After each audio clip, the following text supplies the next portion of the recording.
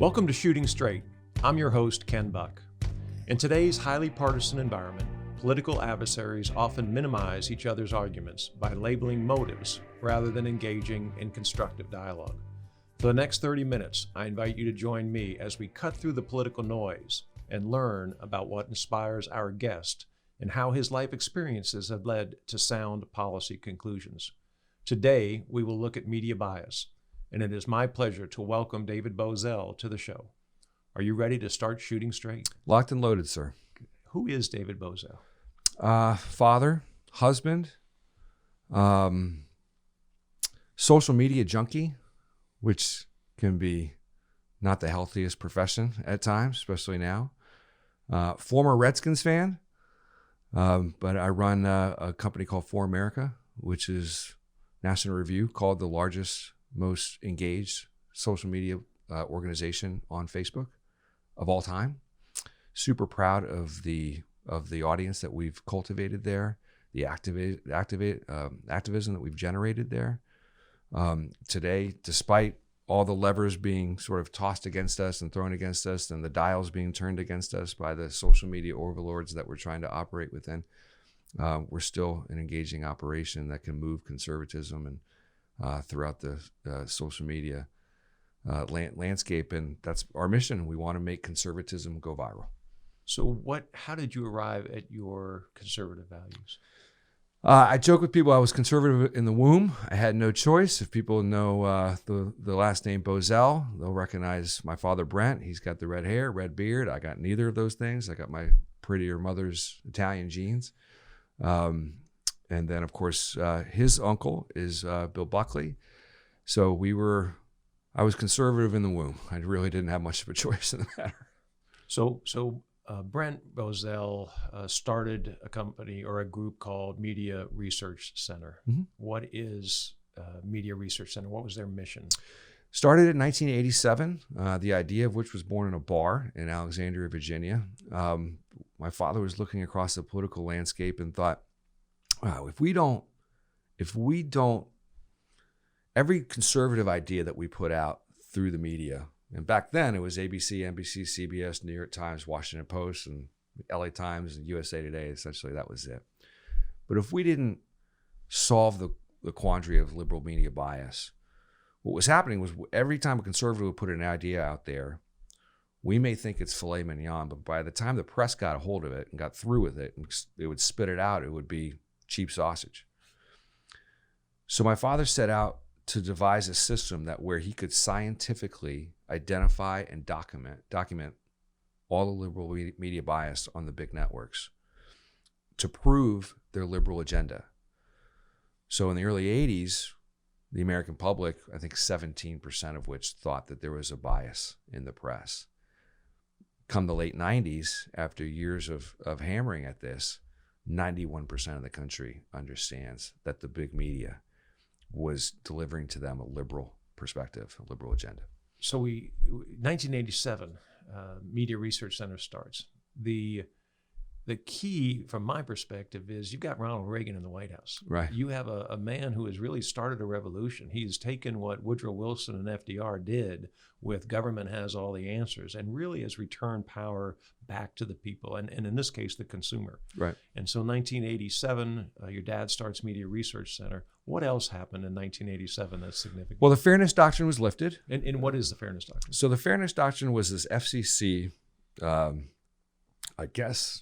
rule, to put a parliamentary statute on it, but I guess a rule within the FCC construct that said that talk radio had to provide both equal right and left perspectives all day, every day.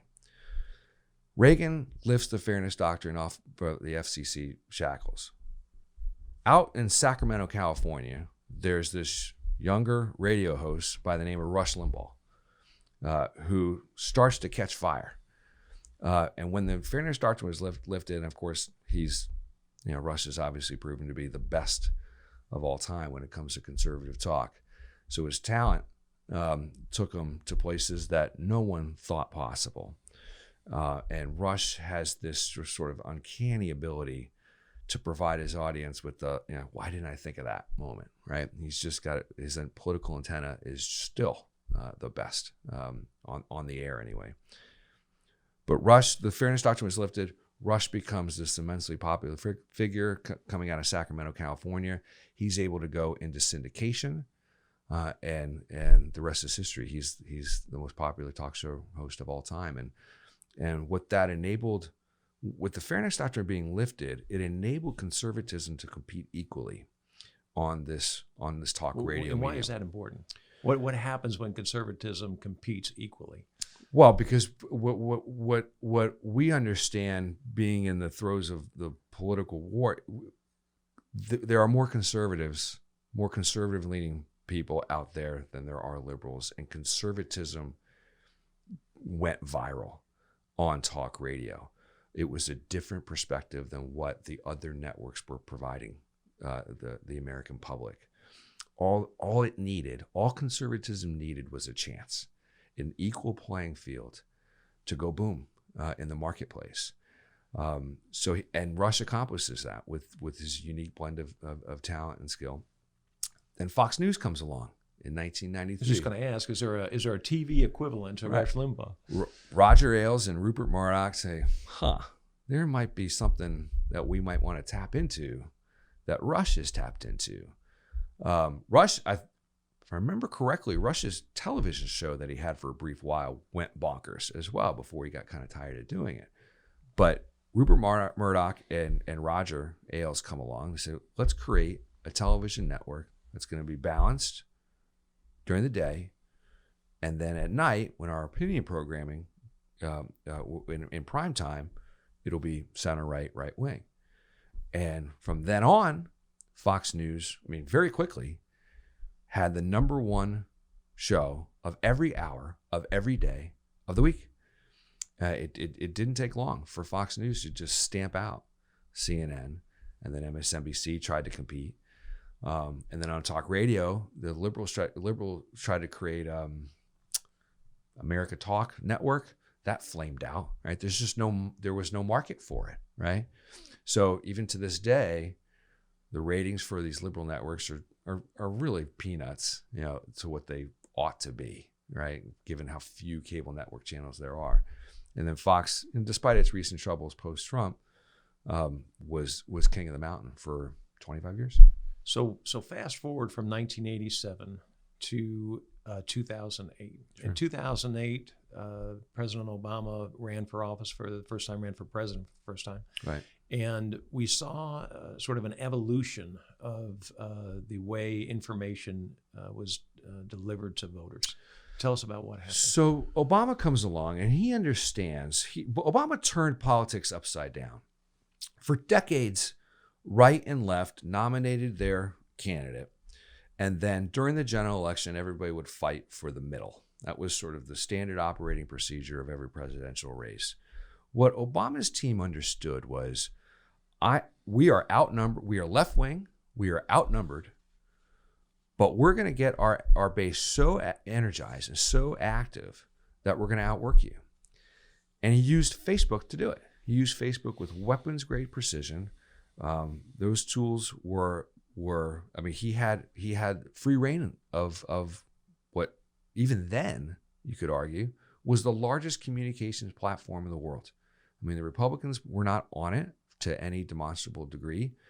Conservatives were not on Facebook. And when you say the Republicans weren't on it, the Republican candidates or the Republican consumers? Candidates party.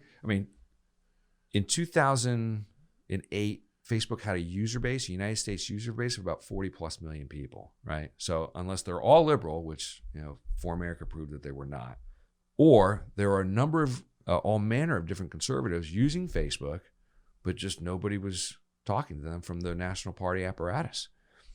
And Obama knew that there were left-wingers on Facebook, that they were taking to the platform, that they could use it for activism, that they could use it for mobilization. He was the community organizer, and it was just digital community organizing.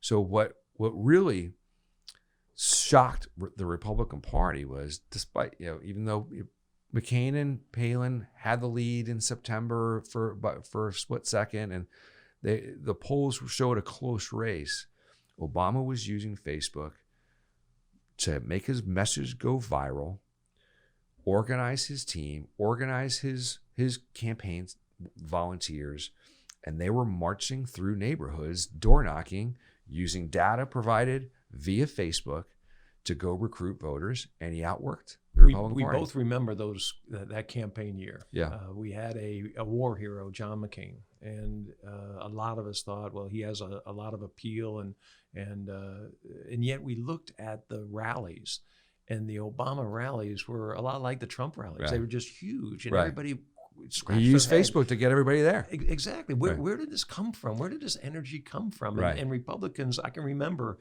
well, we've got a great ground game, and but we didn't have the energy that they had Right. as a result of using Facebook. Now, some of it was hope and change, yes we can, and some of the catchy slogans. And he was a charismatic candidate and the first African American to get that far to that point. So there was a desire to see, I think, the first African American take the office. Exit polls would show that demonstrably. But he used Facebook with weapons grade precision, and it wasn't just young kids with purple hair, right? It crossed every demographic. It crossed every age demographic, every racial demographic, every gender demographic. He organized on that platform. And back then, not to get too technical, but back then, Facebook, it was wild, wild west when it came to data and data privacy. They could use Facebook, they could tap into your network of friends and tell your network of friends that Ken has voted for Barack Obama. Don't you want to be like Ken? And those messages were being delivered via the campaign through Facebook. Can't really do that so much anymore because of privacy restrictions, but it was wild, wild west back then. I remember talking to political consultants in that time frame and hearing them say, this is only for kids. Right. This is only, the seniors, Right. the people that vote a lot, they just don't get on Facebook. Not true. Not true at all. Every age demographic. In fact, from 2008 onward, the fastest growing demographic of users of Facebook were 65 plus.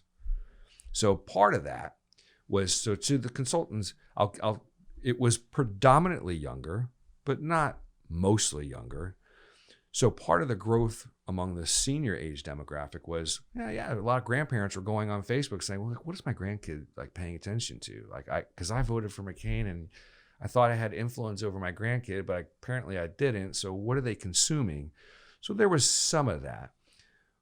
But what led to the rise of conservative virality on Facebook was that demographic getting on and saying, well, we can play this game, right? If you give us the tools and give us the access and give us an equal opportunity to preach conservatism, we can compete, just like Rush discovered when the Fairness Doctrine was lifted in 1987. I've got the skills for this. I've got the message for this. I can reach millions of people. And just like Roger and Rupert Murdoch discovered with cable news, we've got the message for this. We've got the skills to reach millions of people. Just give us an equal opportunity to do it, and let's go for it, and let's compete. And the rest is, and so that's where the gap began to close, circa 2010. 2008, President Obama uses Facebook, wins an election. A couple years later, you're sitting down, you're visiting with your dad, you have a conversation. Yeah. Tell us about that conversation. I told him fighting liberal media bias on a network was great, but your old news, and I didn't get that personal with them, but I said, look, conservatives can reach millions more. Hannity, by doing a clip on Facebook, has 10 times more eyeballs on that clip on Facebook than he does on Fox News. And we showed him on screens, like, watch. And we would just put these clips up and watch the numbers just go boom on Facebook. And we all knew that, at that particular time, Fox News had about a 3 million person, steady primetime audience that was largely the same audience tuning in every night. Whereas on Facebook, these clips were just going boom by all manner of different demographics, and conservatives from all walks of life were tuning in and watching. And so so I told my father, I said, we have to plant our flag, right? We've got to be able, otherwise Democrats are just going to sit here and just run roughshod. If we don't give the consumer another option, much like Roger and Rupert did, much like Rush did, we're not going to be able to compete in the war of ideas. Your dad's reaction? Oh, he said, he's much like the consultants. That's a young man's game. They're just kids. They don't vote. It's not worth it. Give me something I can use. If you raise the money for it, maybe I'll consider it. But we just kept needling him. And we just understood that what Mark Zuckerberg had created was the biggest communication platform of all time. Why wouldn't we want to compete? Let's just give it a shot. If there's no marketplace for it, fine. When does For America come into being? We went to a few contributors with the idea in September of 2010. We set goals. We said, we'll see if we can get 300,000. The idea was, could we create, and we had seen, to credit goes to the organic beginnings of the Tea Party, really. The Tea Party is starting to form 2009 as a response to Obama's election, healthcare, et cetera. It's organic, it's disjointed, but there was a purity in it that I was jealous of. Like, look at all this. I mean, I remember being in a meeting of conservative leaders, and we all looked around the table, and names that you would know. And we're looking at this thing called the Tea Party and the rise of the Tea Party. And we think, well, did you do it? No. Did you do it? No. Did you do it? No. I mean, heads of major organizations, members of Congress, nobody knew where this organic energy was coming from. And it was sort of alive and well on Facebook. So the idea that we came up with For America was, we know there's an audience there. That's our hunch. With a little R&D, let's see how we can recruit, and we'll see how big of a conservative page that we can create and see what we can do with it. And we went to Facebook with the idea, got some seed money, went to Facebook with the idea. And I remember Facebook saying, well, we don't have any conservatives here on their own pages. I mean, this was their mantra. In fact, at that particular time, they had a 43 million United States user base. And their analytics, Facebook's analytics, suggested that there were only 800,000 conservatives out of 43 million. And we thought, nah, that's just not true. And we were using Rush's success and Fox's success as our guide star. Like, they figured it out, and they instinctively knew that there was a marketplace for this. So let's just keep going. So we set a goal in September of having 300,000 fans on our page by the end of the year of 2010. We hit that by October. Didn't take us very long. And then we set a goal of having 1 million fans on our page by the end of 2011, and we were over 1 million by February of 2011. So 10 months early. So we knew we had something. And then the idea was, okay, now we got to activate them. Now we got to mobilize. Now we got to see if we could sort of spread our wings and shove our way into the door. And the first bit of success that we had was in early 2011. Barack Obama and Mark Zuckerberg are having a live on CNN, first of its kind, online digital town hall meeting. And it was an open invitation. And the subject of the town hall was deficit reduction. So you can imagine. You can't make that up. You can't make that up. So it was an open invitation. So the guys, we were sitting around brainstorming, like, how could we sort of tap into this?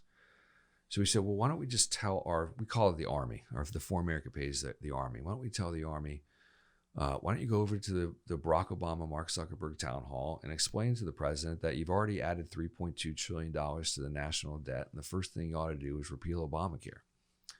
Well, within 20 minutes, every comment on the town hall, the online town hall, was the same. Mr. President, you've already added $3.2 trillion to the national debt, repeal Obamacare. And we're kind of like, okay, now we got something. Then within 20 minutes after that, this digital warfare starts happening. Obama's guys started returning fire. They started getting into the town hall. They started to pick on the For America audience, try to muscle us out of there. Within an hour, CNN and Facebook, really, Facebook deletes the page completely. So Obama and Zuckerberg are live on national television in the middle of the day, sitting on bar stools with laptops in front of them, and they're supposed to be answering questions from this Facebook town hall page that's supposed to be spitting out questions. And we know, and they know, but no one really else knew that the page had disappeared, right? And you could not access to it. So I know they're on television looking at a blank screen. And I got a huge sense of satisfaction to that. Now, eventually, after about an hour, again, they brought it back up, but no questions were allowed. So not much of a town hall meeting. And that was, I think, March of 2011. We thought, this audience that we've assembled is engaged. We wanted to tie pop culture into our messaging to keep it entertaining. They kept coming back. And by keeping it entertaining, when we needed them to activate, they responded. 2016 comes around, and we have one presidential candidate who uses social media beyond the capabilities of any other candidate. Yeah. And Donald Trump gets elected president. Donald Trump comes along and just stampedes social media. Now, people think that he was a social media junkie forever because he just naturally was good at it. Not the case. In 2015, he didn't have much of a Twitter account. People kind of dismissed him as, oh, that's the guy who's barking about the birth certificate. Not a lot of followers. On Facebook, it wasn't much better. I think he had about 1 million followers. That's it. When he started. Ted Cruz had more. Senator Cruz was a guiding light for conservatives in that he kind of used Facebook with great success in a Senate race. So this was a platform that he knew, and he knew he had to win it. He knew he had to win the Facebook conservative audience in order to compete with Donald Trump. Donald Trump also knew that. And he set his sights on getting good at these platforms. And so the three that went the furthest were the best on social: Donald Trump, Ted Cruz, and Ben Carson. Now we've got President Trump in office. We've got him using social media to his advantage. Yeah. And we've got him offending a whole lot of people out there. Right.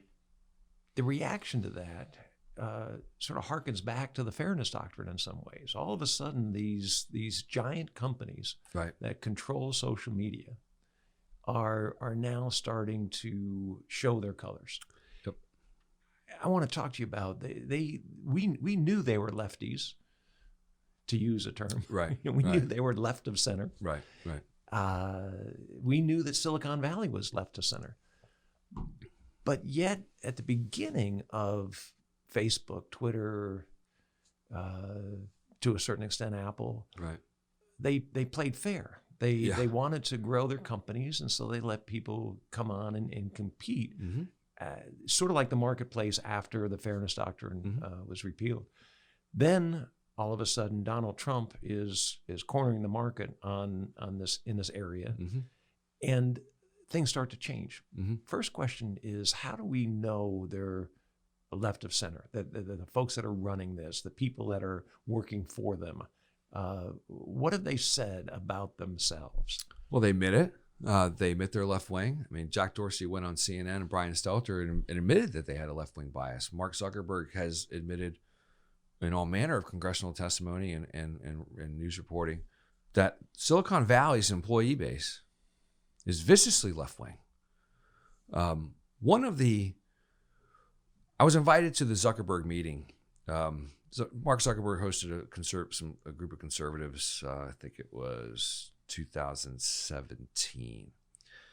And one of the things that it was an off the record meeting, so I won't say who said it, but I thought it was so prescient. Conservative leader was opposite Zuckerberg, and he says, "Look, you're surrounded by folks that have dedicated their lives to the preservation, protection, and the furthering of the freedom of speech. And Mark, you have created a platform that literally have given tens of millions of people the freedom to speak. So our goals were not polar opposite, at that particular time. Donald Trump quickly becomes one of the most popular operations going on Facebook, and he's the bull in a china shop on Twitter. And now all the employees, so as his administration unfolds, the employees start to fight back. And not to skip ahead too much, but Zuckerberg's interviews since banning Trump on Twitter are quite revealing. Essentially, the inmates were running the asylum. The employees demanded it. And how do they use algorithms to achieve some of these results? Well, in the first, and I know we could go into hours of this. I know it's the nutshell. Well, the nutshell is the platforms have decided the platform's number one goal is to keep you on the platform. That's how they make their money. So what they discovered in the Trump era was that the algorithms were set in such a way that allowed for right and left to fight with one another and argue with one another. And what they also discovered is that when neighbor was fighting with neighbor over a political issue, or a family member was fighting with family member over XYZ political issue, they would pop off on Facebook or Twitter, and then they would log off. And that was not good for the platforms. And one of the things that the Social Dilemma documentary on Netflix reveals and gets into quite specifically is the algorithms were changed so as to put right-wingers on one side and left-wingers on another, thereby taking away the user's ability to self-police and self-select. And that has created these sort of singular, polar opposite realities of how we look at the world. And a lot of commentators in the last few months have opined that we're living in two different Americas. Yeah. Social media contributed to that. I would say they're almost, that's a huge, they bear a huge a bit of that. How have the social media giants censored? Obviously, we know about the Hunter Biden story in the New York Post, but why and how do they censor? They have these two worlds that are talking just to themselves. Right. Why is it so important to them to censor? Their left-wing employee base is tapped into that left-wing world, and that's their reality, right? There's Zero Hedge, which is a popular conservative website, got banned for about 100+ days from, I think, everything, for daring to question the media narrative that COVID-19 came from a bat. And that's what the press was running with. It's nobody's fault. It just came from a bat in a cave. And he looked into it and started to question it. Boom, gone, extinguished, right? And there's a lot of censorship on COVID in terms of treatments, in terms of causes, and I mean, there's a lot of that going on. Oracle's own CEO had his comments on his own YouTube channel completely evaporate. Oracle, he's one of them. He comes from that world. He starts questioning China's influence on YouTube and on Google. Boom, evaporated, gone. So, I mean, YouTube is protected by China, and YouTube protects China. Is there a double standard? Oh, no, certain. I mean, no, there's just no doubt about it. And we have to continue to get aggressive at identifying and exposing that double standard. But there's absolutely no question about it. I mean, the Ayatollah of Iran is on talking about death to America, death to Israel. You know what? Hate speech, and yet others get taken on. And you know what? I say keep them on. I'm not disagreeing with you, right? But there's still a double standard. Let the users self-police the Ayatollah, right? Let the user base tell the Ayatollah to pound sand. Okay, I think it would do wonders for the world if the world community could have the ability, and that they still do because he's still there. Isn't that what our founders intended with speech? It is what the founder. I mean, Trump battled this, right? he didn't shy away. It's called ratioed, right? If you get blasted on Twitter, the technical term is being ratioed. Trump was ratioed every day, right? He had people just coming in and he had hate followers just blasting him every day. He wasn't shy about it, right? He had a goal to communicate with the American people and then sort of underneath that, particularly his voters, and keep them energized and informed, right? Because he knew he wasn't going to get it he was going to get a fair shake from the White House press corps, right? So he uses the platform and everything he puts out. This is disputed. Other people have reported this differently. By Twitter. Putting labels on it. Right. I mean, give you a quick example that just happened yesterday. A CNN producer goes out with a tweet and says, sources say that Trump did not leave a vaccination distribution plan. And the Biden administration is going from scratch. That tweet goes viral, goes boom. It's a trending topic, right? So if you're just a headline skimmer, you think, oh, man, what a dope Trump. I mean, it's a pandemic. It's the greatest crisis the world's ever faced, yada, yada, yada. And he doesn't have a plan to distribute the vaccine. Of course, you stop for a second. Well, how have so many people been vaccinated? But okay, we'll just put that aside for a second. This tweet goes viral, courtesy of a CNN producer.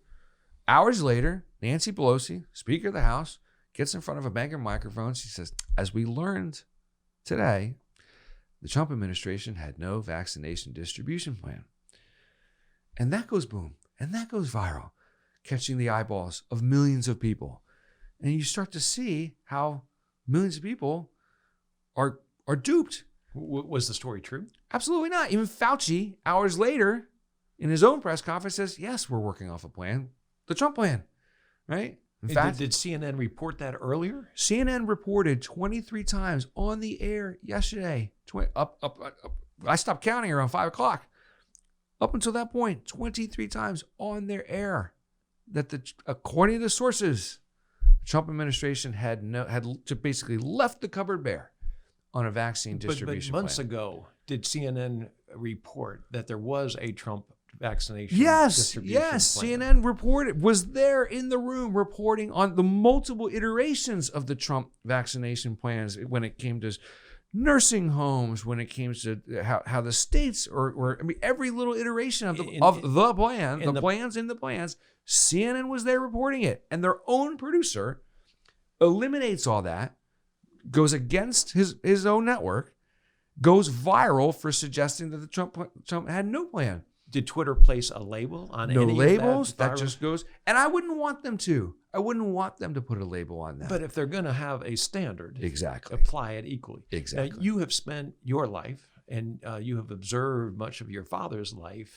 fighting for fairness in what we often refer to as the marketplace of ideas.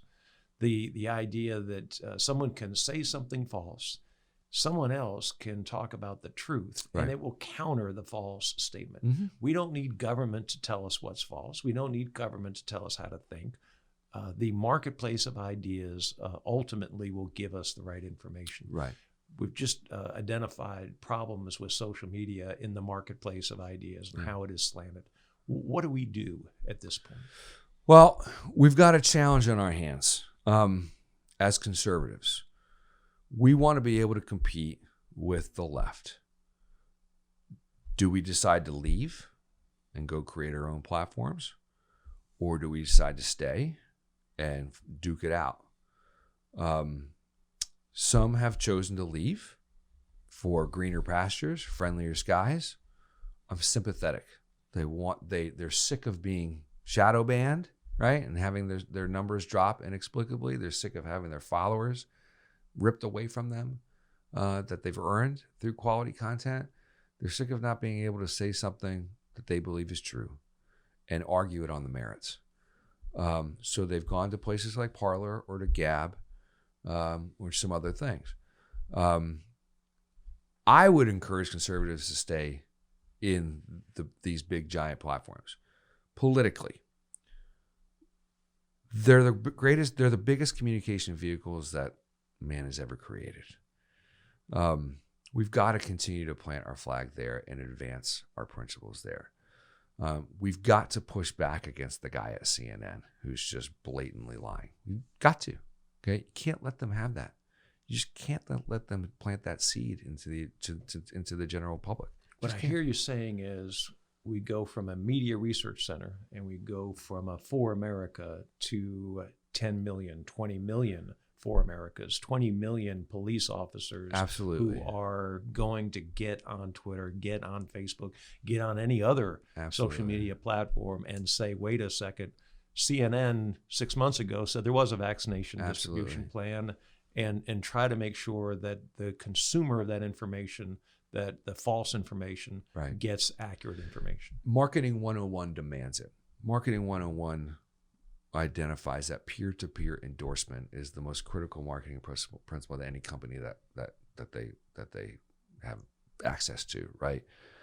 Your network is going to trust you more than they trust the news, more than they trust Rush, more than they trust me, more than they trust any Politico talking head. They're going to trust you. It's your friends, your family. Same goes for every user out there of this stuff. Same goes for anybody who wants to access social media and contribute to the conversation, to spread conservatism, to help out the president, to help out your candidate. Your network is going to trust you above all else. Okay, so have that kind of confidence when you're fighting these guys, when you're sleuthing, when you're exposing them. The mission for conservatives, for activists, is not too far off from the original mission of the Media Research Center. Expose, document, neutralize. Expose the bias, document it scientifically as best we know how, neutralize the liberal media's impact. David Boesel, I want to thank you for your time today. And I also want to ask you one question that's a little bit off the norm. This is the scary part? Yeah, this is it. This is what we pay you the big bucks for coming on to this podcast for. I want you to fill in the blank for me. Okay. If loving this is wrong, I don't want to be right. Female, this is going to be silly, but rock bands with female leads. I don't know why. Maybe it's because I have daughters, right? I still listen to the guys, right? But I'm increasingly enamored with female leads of rock bands. You want to name any bands for us? Well, I mean, all my buddies are going to kill me for this, but Cranberries, B-52s. There's a British folk rock band from the 1960s called Fairport Convention. They have a beautiful lead singer. She just passed away this year. They have more range. But I'll say this, with the one exception of Fleetwood Mac, I cannot stand who's the girl in front of Fleetwood Mac. I just can't. She ruined the Eagles and Fleetwood Mac. So that's my one exception. All right. Well, thank you. I want to thank David Boesel for shooting straight with us. And I want to thank you for listening today. I hope this program has been informative, enlightening, and uniting. As Americans struggle with the difficult issues facing our country, we are reminded that good policy is the result of open, thoughtful discussion. God bless you, and remember to always shoot straight.